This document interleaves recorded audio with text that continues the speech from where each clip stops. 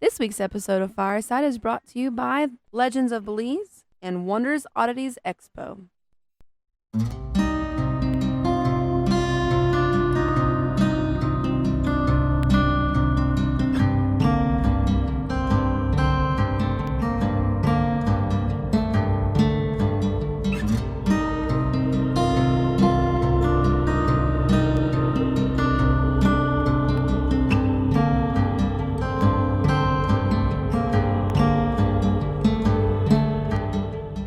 Hello, everybody. You're listening to Fireside Paranormal Podcast. My name is Jordan Cline. I have a fun show planned out today, but first I want to say Happy New Year. I hope everybody's year has started off great. I hope the end of your year was amazing as well. I really appreciate everybody who sent messages out to me, showing my family some love over the tough time, loss of some family members. It means the world to me that y'all care so much. So really, thank you. I really do appreciate all of you. I also want to tell you this really cool story. This week while I was shopping, I have on the back of my car, I got like the logo for the show and like some Bigfoot Mothman stickers, things like that, because, you know, I love the stuff. But while I was shopping, somebody else who was driving around saw, you know, my stickers and were like, "Oh, I love it. That's my jam too." And wrote me a little note, put it on like a little business card and stuck it on my car. Just, hey, I have some experiences too. Do you want to share some experiences? We could talk about them. And I thought that was really cool. That's really putting yourself out there. She had no clue who I am. I mean, I don't have I host this show written anywhere on my car. I was just some other random paranormal enthusiast shopping at the same store. But I don't know. I wanted to share that because that really made me happy, and I thought maybe a story like that would make y'all happy too. I don't know if stuff like that's ever happened to you. Reach out, tell me about it. We could discuss. I think it's neat. My guest tonight is Jordan Heath. He is a podcaster. He's also a writer for Paranormality Magazine. We're going to discuss some of that stuff. Just a couple paranormal podcasters talking about paranormal podcasts. It's going to be a lot of fun. Before we get to him, just a few announcements. Legends of Belize is a series about mythical creatures that dwell in the jungles and waters of Belize. The Belizean legends are captured, documented, and preserved like never before in a comprehensive art series and books with fully colored and detailed images of fine art by artists, authors, and award-winning animators Dismas and Grissy G.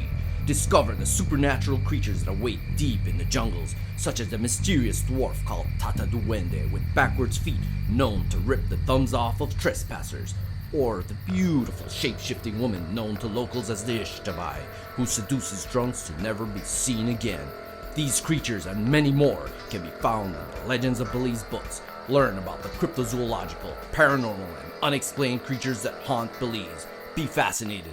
Be terrified. Belize. Legend of Belize books are available in print and ebook. Buy your copy from your favorite online bookstores such as Amazon, KDP, Apple Books, and many more. Also be sure to visit legendsofbelize.com. And just in case you guys didn't know, I am on the cover of the January-February West Virginia issue of American Paranormal Magazine. I put the picture up on all my socials, so make sure you check that out. And when the magazine comes out this month, you gotta go get it. I mean, your boy's face is on it. It looks pretty cool. I love it. Thank you so much to American Paranormal Magazine. It is it weird to say a dream, but I never thought like that I would be on a magazine cover. So this is really cool, and I appreciate it. And if you pick up the issue, send me a little email, firesideparanormalpodcast@gmail.com, and let me know you got it. All right, let's get into the first featured story of the year. This one comes in from Anne. Alrighty, my name is Anne, and I'm from Florida, and now I live in Ohio. Yes, and I feel like my life has been littered with odd things over the years, and also in my family. But one of the most recent ones that sticks out to me, I don't know if you'd classify it as like a ghost or an entity paranormal experience, but not to go into too much detail about the circumstances leading up to it, I was going through kind of a trying time in my life as far as like trying to make a decision. I was in a weird relationship in a weird place, And I remember after a particularly weird weekend, I lay down in my bed and I was sitting there and I'm like, I just need a sign, or like I literally, as I was, I don't even want to call it praying or just like, pronouncing, like, I need a sign from the, like, what should I do? There was a song that had a particular meaning to me that started playing 2 bedrooms down, and it was a very like an old, it almost, like the old Nokia phones, they had the ringtones that are real yeah, but it was the tune of this song, which is a much more recent song and a very broken type of thing, and there is no devices in that room at all. There's not even a clock radio. I mean, there's nothing in that part of the house, and there were other people in the house, and they all like jumped out of bed like, what is that? And they're like, it came from over there. There's nothing over there. So it was very strange, but it meant something to me. And I went on from there. Yeah. Yes. It was very odd. Very, very odd. I've had a lot of the generic, lights flicking on and off. Another weird thing I've had, which I have not found an explanation for, maybe you've heard of it or someone out there has, in 3 different locations, 3 separate times, I'll be sitting somewhere and I just have water drop on me. Like, it's almost like a shot glass, like an ounce of water just splashes me. So it's not like a drip? No, it's like a noticeable, like someone dumped, like probably like a shot glass on me, and happened in my house, in my car, and then in a different room in my house. No leaks, no nothing. Very strange. So that's a new one. If anybody out there knows what that is, reach out and I'll get you in touch with Ann. We can let her know. Please, because it's bothered me for years. Like, what does that mean? I've like Googled it. No one can give me an explanation. So, yeah. Thank you. Thank you so much, Ann. And if you want your story to be one of our featured stories, just send me an email, firesideparanormalpodcast@gmail.com. How much do you really know about the paranormal? Can it ever truly be explained or understood? Many say no. I say bet.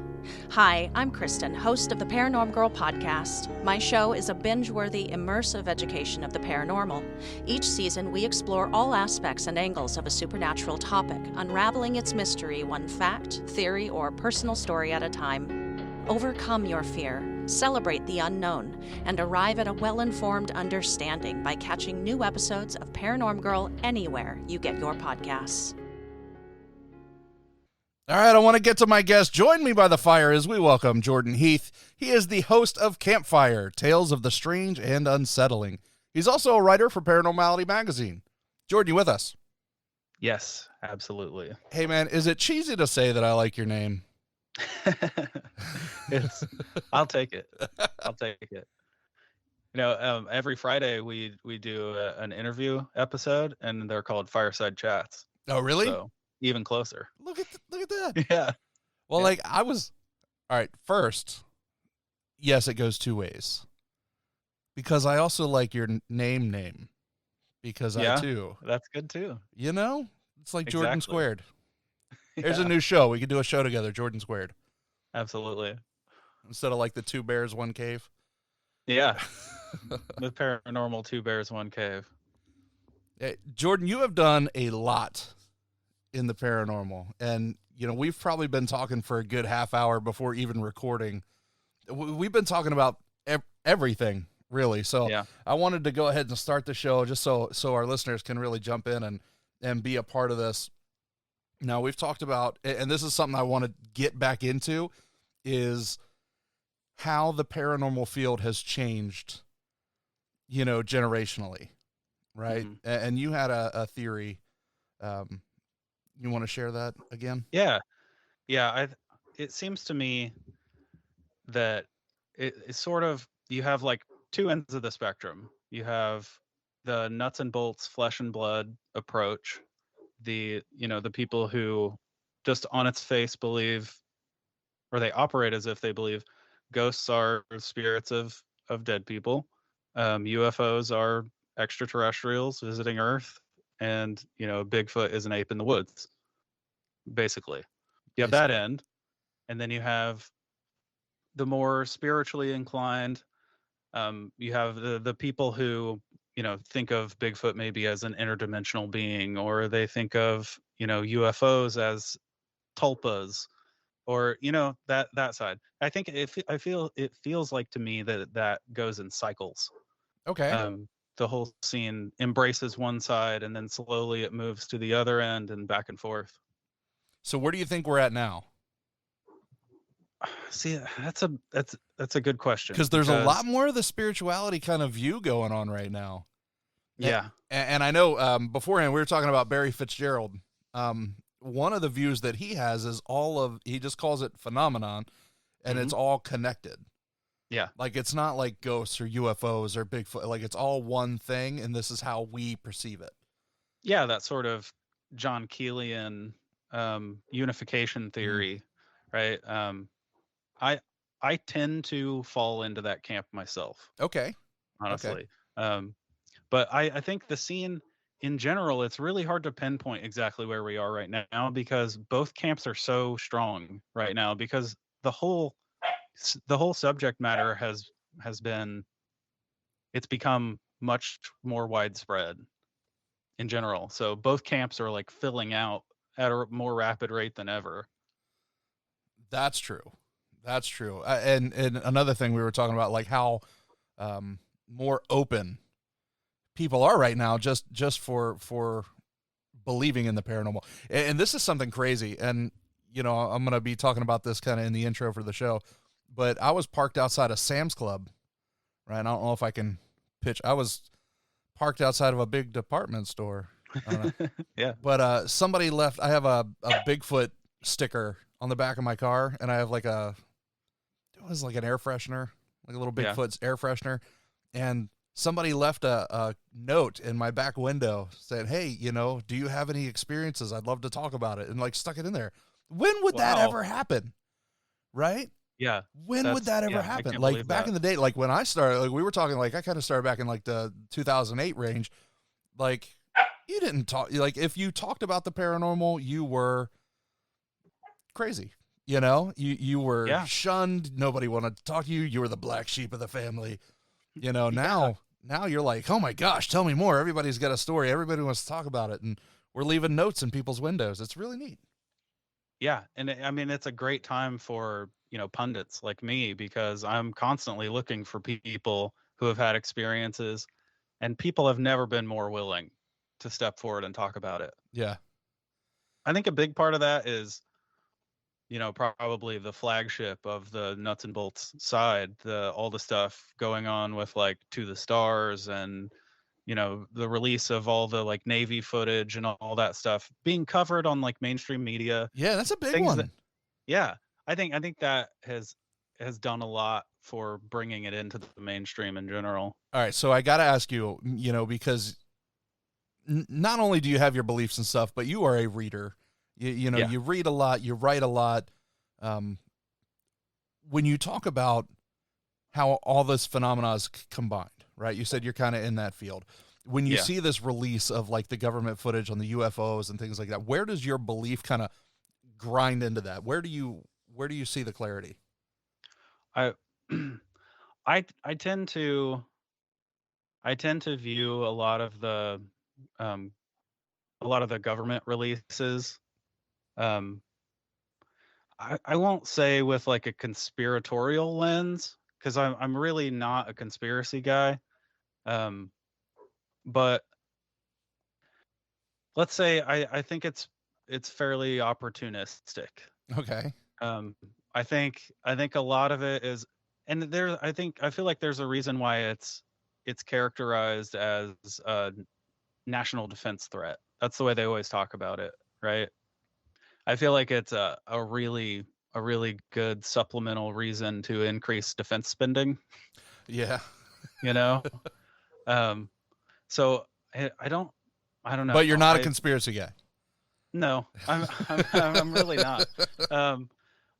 I mean, honestly, my position on most government conspiracies is opportunism. Yeah. I think it's less, some cabal of people controlling everything. It's more people taking advantage of situations to get what they can out of it.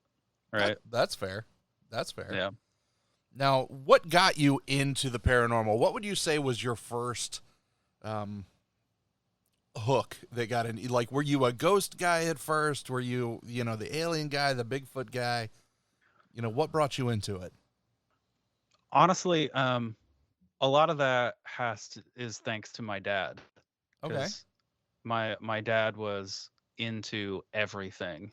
I mean, everything. He had Bigfoot encounters himself in the 60s and 70s. Really? And I kind of grew up hearing those stories around the campfire, and that really hooked me. But he and my mom were really into the spiritualism stuff. Okay. So they were really into, and this was probably fairly common for their generation, but they were really into astrology. They were really into like numerology, stuff like that. And so I grew up around that stuff as just a part of life. It's just like an everyday thing. Yeah, it wasn't nothing to think about. Yeah. Now, are you still that way? I mean, I give myself a tarot reading every morning when I wake up. So I have a little bit of that left in me. But it's not like it's definitely not as much of a focus for me as it was for them. Yeah. Yeah. So I also had like my co-host on my show and I often talk about a time when we were like 13 years old, and we both remember my dad's brother, my uncle, setting us down and giving us a lesson on lucid dreaming. Really? Yeah. Like my family was weird. It was Okay, so since you opened that gate, what are your thoughts on lucid dreaming? Is that something that you practice, that you can do? I've had a couple shows on lucid dreaming, and like my personal kind of thing, I'm not too sure about. Yeah. Right. So what are your experiences with it? When I was young, it was like it was something that I was constantly attempting. It's like astral projection, right? Yes. Yeah. I was obsessed with the idea also of just controlling my dreams and having, I want to say, like being able to sort of direct where you go and what happens, right? Being in control of it. I never got there. No. I never got to and I spent years trying to do it. I never got there. I am, however, still to this day obsessed with the concept.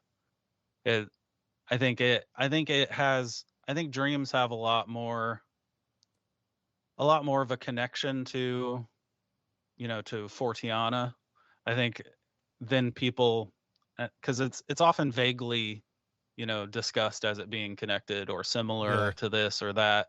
But I think it has a lot more to do with it than people realize. I can agree with that. I can agree. Our subconscious mind is open to so much that, just to think that, and it kind of like goes along with like, could you be alone in the universe, right? Like the universe is so vast and so big. Our subconscious is so large.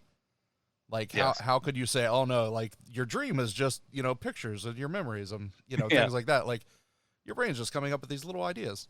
No, like there's something.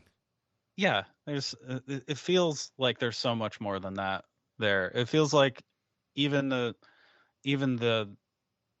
work that we've done as, that humanity's done in trying to understand dreams has barely scraped the surface. I mean, it's honestly, it's a universe inside each of us, right? So, yeah, I think I'm a little bit, that's like a pet subject for me. Yeah? So, yeah. Yeah, so, I love those. So, like, if you could, right, would you be like, I know, like, the lucid dreaming thing is something that you're wanting to focus on, but do you get into, like, dream, what did Freud call it? Like interpretations? Yeah, do you get into that kind of stuff, too? Like, yeah, a little bit. See, the thing, and maybe that's why I'm so interested in the subject, but I very rarely remember my dreams. I'm like one of those people who scrambles to write down the little bits that are left in my head when I wake up. Do you keep a notebook? Yeah. Okay. Absolutely. Um, and it's taken a really long time to fill it up because of how little I remember. Um, but I'm always sort of left with this like mysterious feeling that I'm not sure where it came from because I've already lost the context, and so it's all very mysterious for me. But I have friends that have these like deep, rich dream lives that they experience every night when they fall asleep, and I'm jealous of it, honestly. I had, and this was years and years. This was back with my old show Whispers. I had a guest on there one time, and man, I'll be paraphrasing a lot of this because I don't even remember this lady's name. It's horrible of me if you're out there, and if you're listening, I'm sorry. I still love you. But she had her day job, her regular day job, right? And her awake life. And then when she fell asleep, it was an entirely new existence that she had that in her mind was a continuation, right? Yeah. So every time she's asleep, it's a continuation of life number 2. And then when she's awake, it's, life number 1. And she hasn't rested really in years because she's constantly going from one life to the next. Man, yeah, I've heard some stories like that. Yeah, and super interesting. Yeah, it blows my mind. It like, how do you hold it together? I Know what I couldn't. mean? It's at what point do you start questioning which one of these is real? That's like the people that lie and lie and lie and then they get lost in their lie, right? Yeah, like, how do you yeah. keep it straight? Like, how would you, if you're living completely separate lives, like, how do you even do that? Yeah. Like, oh, I'm Yeah, a fireman in this life and then I'm an accountant. It's like, what? Right. Yeah. Or, you go even farther, you're, a man in this life and you're an 8-year-old girl in this life. You know what I mean? Like, That could get very confusing.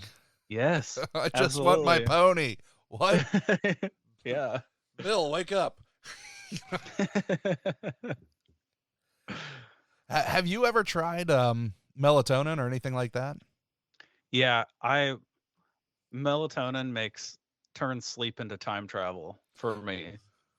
It's just I close my eyes and it's 7 a.m. Oh, you don't remember your dreams at all with it?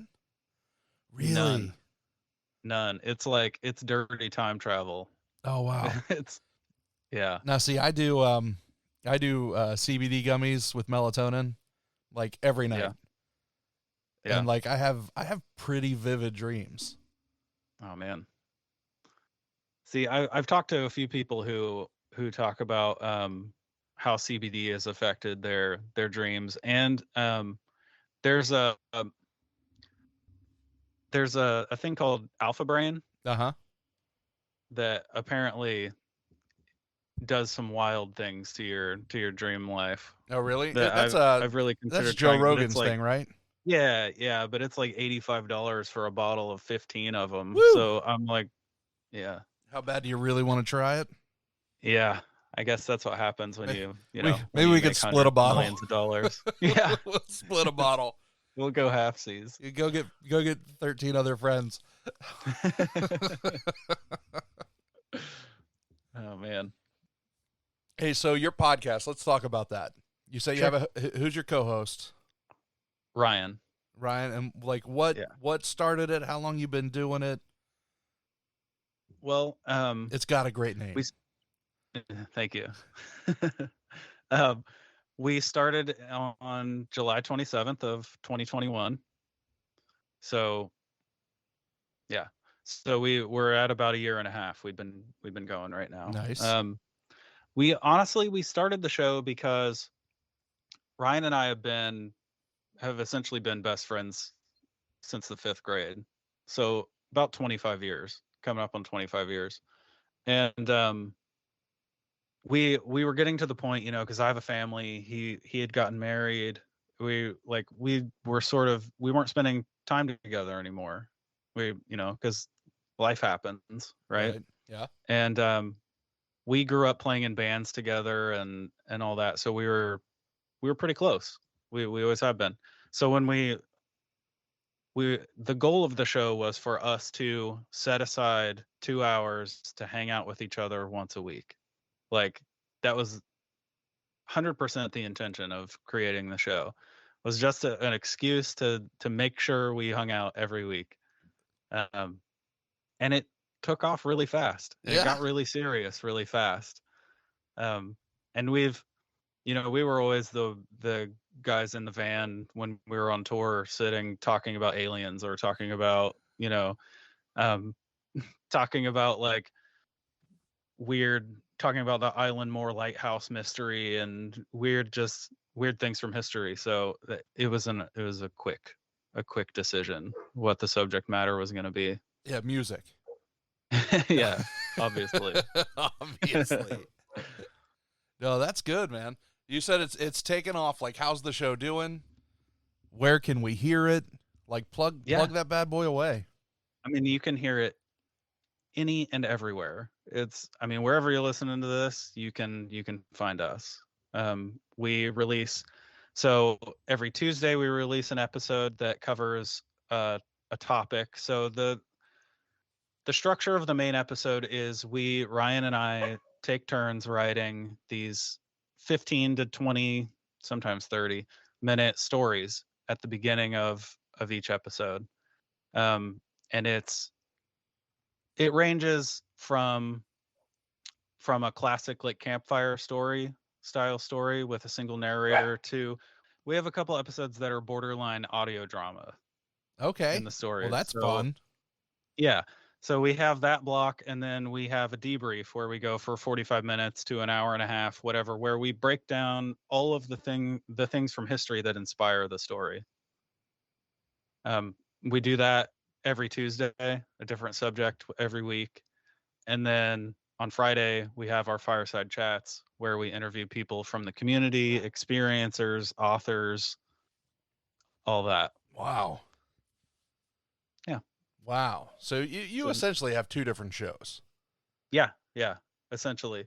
I liken it to the difference between, I don't know if you're a fan of Last Podcast on the Left, but the difference between their main episode and their I forget what their Friday episode's called, where it's just, Ben and Henry sitting around talking about news stories and stuff. It's definitely a different show, but they support each other.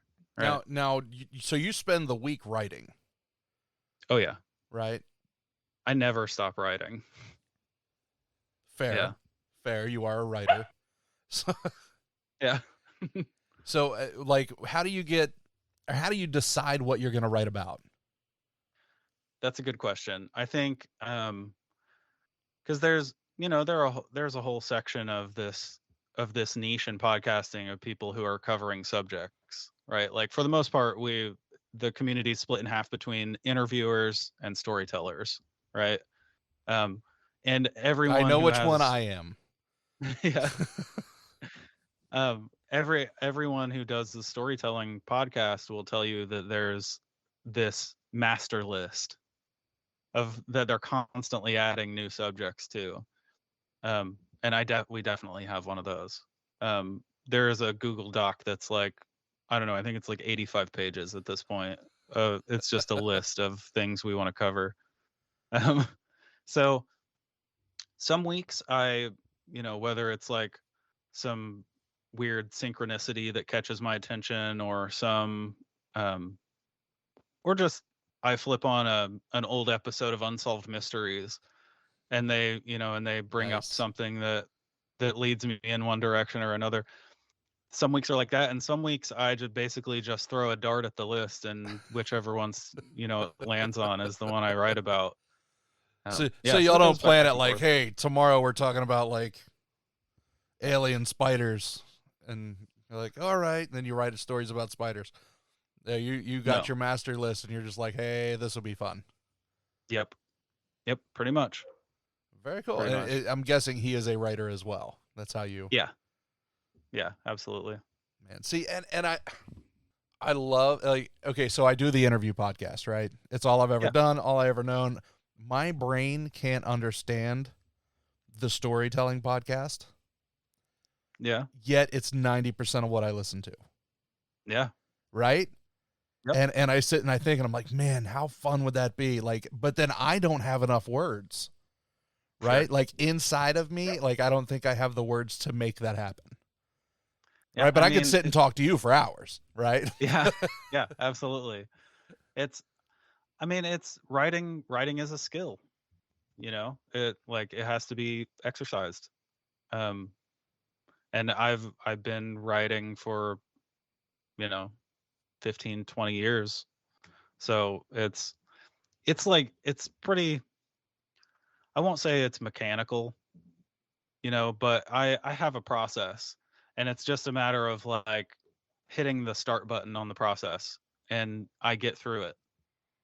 You know what I mean? Yeah. So what are your I'm sure you have your like go-to podcast that you listen to, right? Everybody's got their inspiration. Yeah. Right. So what is your top list? That's tough. Because I'm what the podcasting industry affectionately refers to as a mega consumer Oh gosh. of podcasts. So I'm someone who I have 6 or 7 different podcast apps on my phone. Oh wow. So that each app I use for a different genre. Like, so that to keep things organized. Right? Yeah, it's a lot. I don't know. I probably listen to anywhere from 40 to 60 hours of podcasts a Wow. week. That's It's impressive. a lot. Yeah.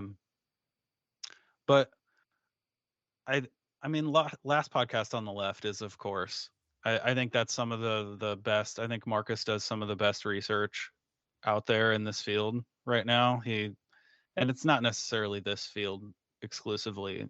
Obviously, a lot of very what they do is thorough. true crime and what. Yeah. I said they're very thorough. Absolutely, yeah. I mean, I think he's as close as we have to a Dan Carlin doing true crime and 4TN stuff. I mean, that's another, probably one of the best podcasts ever made is Hardcore History. Yeah, but I love a show called Tracing Owls. No, what's that about? It's an interview podcast also, but it's way, we talked about that spectrum of, yeah, it's way on it might even be like up instead of left or right. It's just like, it's way out there, but they have fascinating guests. It's also a more academic approach. Okay. Academic, but out there? Yeah. Academic, but out there. Oh, that's fun. I mean, it's, they have like the sort of excluded middle Greg Bishop, Joshua Cutchin crowd, right? Embraces the show a lot. They're on the show a lot. And that's what I mean by it's a more like academic approach to the paranormal. It's a lot of the guests are people who have, written peer-reviewed papers, and they're writing books, and they're, doing like they're doing like actual experiments in the field, and it's very serious, but it's pretty wild also. It's hosted by a guy named Vuk who lives in Bosnia. Interesting. And yeah, and he's like a former biologist, and yeah, it's a great show. How did you find that? Actually, by finding Vuk. So, of and course, connecting with him. Yeah. By finding but Vuk. Yeah, it's a great show. So it's really hard. I could sit and like just go through podcasts all day. Do you listen to Kryptonaut podcast? Have you heard of that one? Oh yeah. Yep. I like them. Mark's a great guy. Mark Storrs. Yeah. Yeah, they're a good show. Yeah, they're one of my favorites. Rob is a great writer. He's since the days he was doing American Monsters and all that, he's always been a great writer. Yeah, I'm envious. That's one of the shows that I don't miss. Like weekly, I make sure I hit everyone. That's like my first go-to every Monday morning. But again, for me, not being really a writer, which I obviously, with as much information that I have inside of my body, Yeah, I could probably write something. But that's like, I just suck it up. I love it. Yeah. Right. Just the storytelling and the pictures that they put together, things like that. It's great. I like They have a it. great dynamic on that show too. Oh, they're wild. Between all the hosts, right? I love when you can tell that a crew has been a crew for decades. You know. Yeah. Oh yeah. Oh yeah. So you also write, we're talking about you writing and things like that. Paranormality Magazine. How did you get hooked up with them? So back in November of 2021, I started.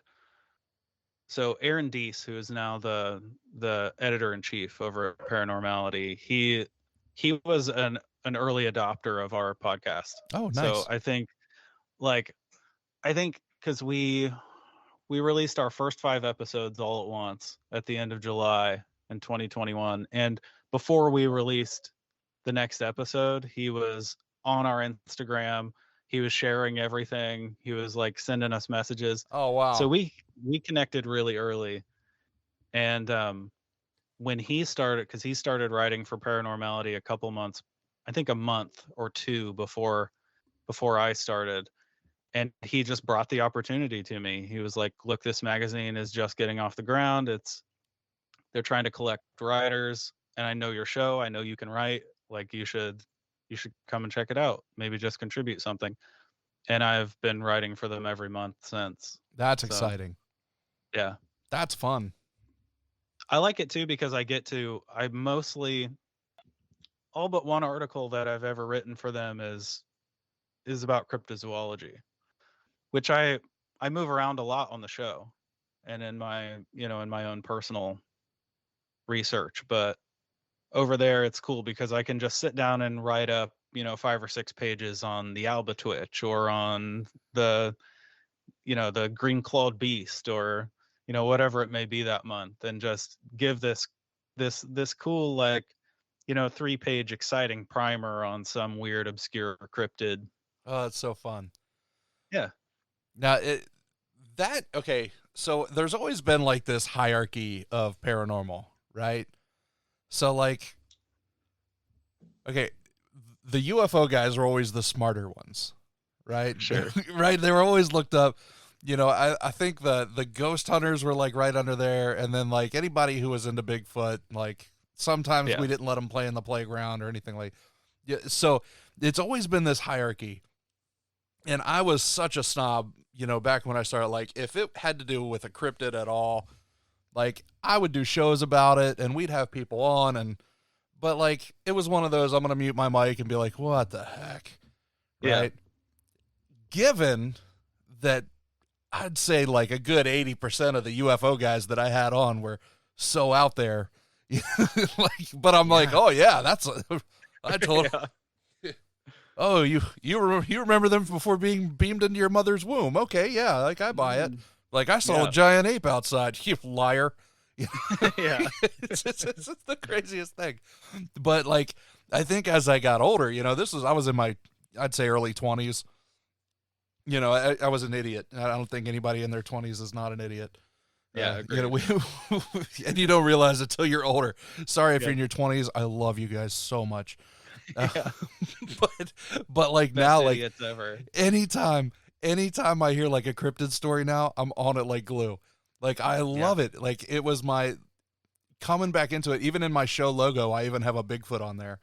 Yeah. And it's crazy because it went from being like my most disliked topic to like, and you could come up with the stupidest, most random, hey, there's a caterpillar that's got like one giant tooth, and it comes, and I'm like, tell me all about it. I want to get a tattoo of it.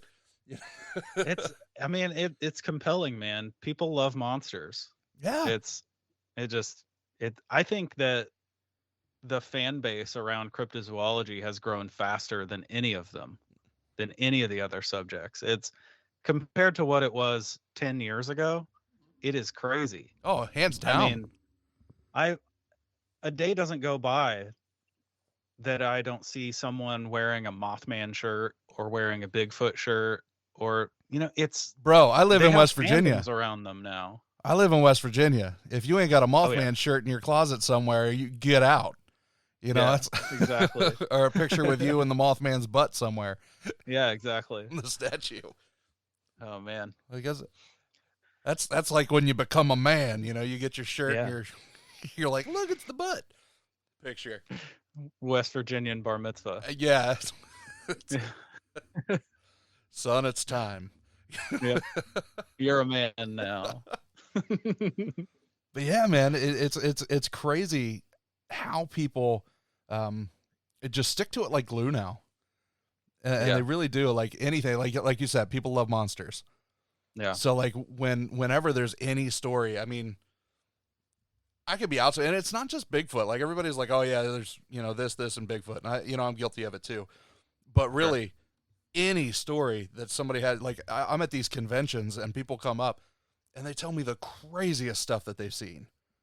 Yeah. And you're like, what is that? They're like, what do you think that is? I'm like, I have no clue.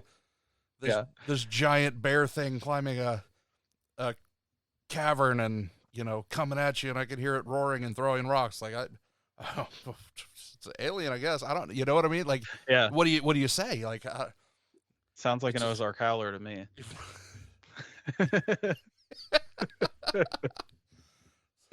let me call my friend Jordan. I'll figure it out. Yeah. Oh man. Yeah, I've clearly spent too much time reading about these things. I don't think I like cryptozoology because I think the importance of whether they exist on this material plane or not is very low. I don't think it matters. I see cryptozoology as a social science, Okay. as like a study of, I mean, it's folklore. It's modern folklore. Yeah, to yeah. me. And those things are important. They shape societies, and that's sort of my view on cryptozoology. Like I definitely, and I was just telling a friend today, like my approach with this stuff is I try to hold as many truths simultaneously as I can. And it's a lot. Because I leave room for the fact that there might be a flesh and blood Bigfoot living out in the forests of the Pacific Northwest. I can't say that there isn't. 'Cause I don't know. I don't know if there is or not. You never been to luck. But right. But but then again, my favorite Bigfoot stories are ones where a Bigfoot is seen dropping out of a flying saucer and controlling light orbs and wearing like bullet vests and flannel shirts and like, Dogman stories where he stands up out of a pack of dogs and lights a cigarette before he walks off into the woods. Like, I love the high strangeness stuff. I think that it's the clearest reflection of the psyche of the experiencer. No, in talking about that, not too far from me, you're looking at like the Chestnut Ridge area in PA. Oh yeah. Right? Yep. Which got very weird. Yeah, it got super Yes. weird. And talking Yes. about like the Bigfoot and the orbs and things like that, that's all over. Yep. Oh yeah. Yeah, that area. I mean, and that's like the confluence of Bigfoot sightings and spook lights. Like that's two of the biggest themes in the folklore of that area. So it makes a lot of sense to me that they would converge in an event, Yeah, we've done a couple shows, about this, especially with the lights. Just the how do I say, the experience of being out there, and it was my friend Tom. He was out there talking about how I think he was doing a show with Small Town Monsters.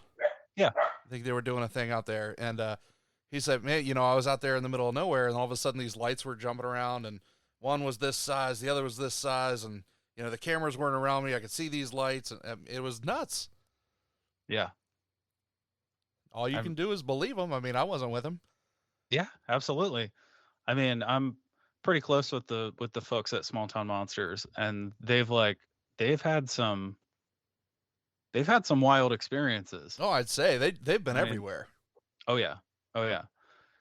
Especially they have, Alex and Eli out doing those on the trail of videos for their YouTube where they're in a different state every week. out there hunting something, out there looking for something. And it's, yeah, Man, that's those guys, dedication. I mean, that's a job. You know what I mean? Like, that's like the what a guys great at gig. Paranormal Quest. They're out there all Yep. the time. Every week it's something new. Kalani Ghost Hunters in like a new place every night. I don't know Yeah. how that guy's living. Yeah, I mean, that's the dream, right? Is to make a living doing this stuff in whatever capacity you can. Yeah. Did you ever think, I mean, outside of like these big radio hosts like, you know, Coast to Coast AM and, you know, your Art Bells, did you ever think you could make a living off of stuff like this? No. Right? No way. You had maybe on a lecture circuit, some kind of lecture circuit. That other than that, no way. No way. I mean, you basically had to be like, if you weren't Art Bell, you had to be Stanton Friedman. Yeah. Or you Oh weren't man, gonna make I miss him. you weren't gonna make a living, right? Yeah. So did you, I know you didn't start podcasting till later. Did you ever have the opportunity to talk to him? No. Oh No, I man, didn't. he I was really fun. wish I had. He was fun. Yeah. If anybody listening goes back through some of my old catalog shows with Whispers, Stan Friedman, man, he was the first civilian investigator for Roswell.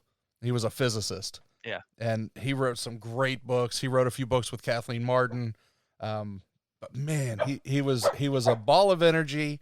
He had some great stories, and he loved to talk. He was somebody, if I had a guest, because it was a live show, if I had a guest drop out, I could always try to send him a message and he'd pop up real quick. Like, I'll come on the show. That's awesome. Yeah, he was a lot of Such a fun. wickedly smart guy. You could just feel the intelligence wafting off of him. Well, You know what it I makes mean? you feel like, it's like, yeah, I'm smart enough to be in this conversation with you. And then like 10 minutes in, you're like, all right, never mind. So, yeah, that's how I felt talking with Alan Greenfield.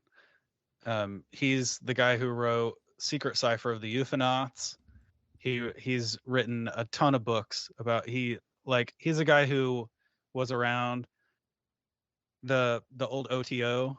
Like he like this is a guy who knew like L. Ron Hubbard Oh, wow. and knew like Jack Parsons and all those like the guys at the tail end of like Aleister Crowley's life and all that. I mean, he has like crazy stories with John Keel Wow. and Gray Barker and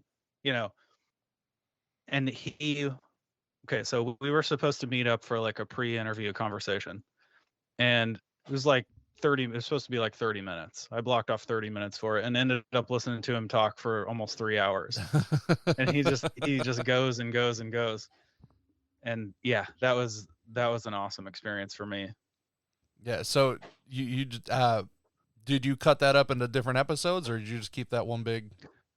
I actually didn't get to record that. No. Because it was a pre-interview meeting. Oh. Yeah. And and some stuff happened and I never actually got to have him on the show. No, I did that with Lorraine Warren. And I got to talk to her several times and I mean some great stories, but I only had her on the show once. But man, like she was going like I knew all about Annabelle, up, down, left, right, all kinds of different stories. I don't even think any of those stories even made it to the air.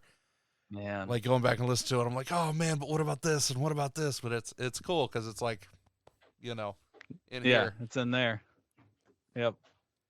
Yeah, I'll that conversation and I'll hold like close to my heart forever. That was like, because his book, The Secret Cipher of the Euphonauts, was the first UFO book I ever read. Oh, really? Which, for people who are familiar with the book, they will instantly know that is not the first UFO book anyone should read. Like, it is way out there. So, like, I had a very, let's say I got tossed in the deep end with my literary choices in the subject. But yeah, he's always been like, almost like a hero to me in this stuff because he's a bit of a trickster. Yeah. He likes to mess with people and and it's a lot. It's if you're unfamiliar with him, definitely everyone should go check out everything he's ever done. Now, do you think it's been easier for you, being a podcast host or, writing for this magazine? Who's the magazine's very successful.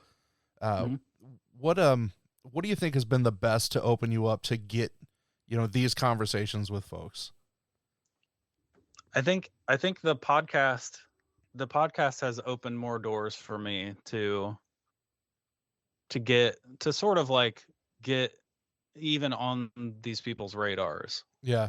I think because the podcast is, I mean, it feels weird and braggy, to talk about it, but like the podcast did much better in the first, I mean, it's surpassed anything that Ryan and I ever expected. And I mean, when we first started, we had a goal set for the end of year 1 and we reached it by the end of week 1. Oh yeah. Like, yeah, it was, so it's definitely opened a lot of doors for me. That's awesome. It's just so many surreal moments where I'm, sitting talking to someone and realize that, I've had their book on my shelf for 15 years, That's got to be a surreal moment. Yeah, it absolutely is.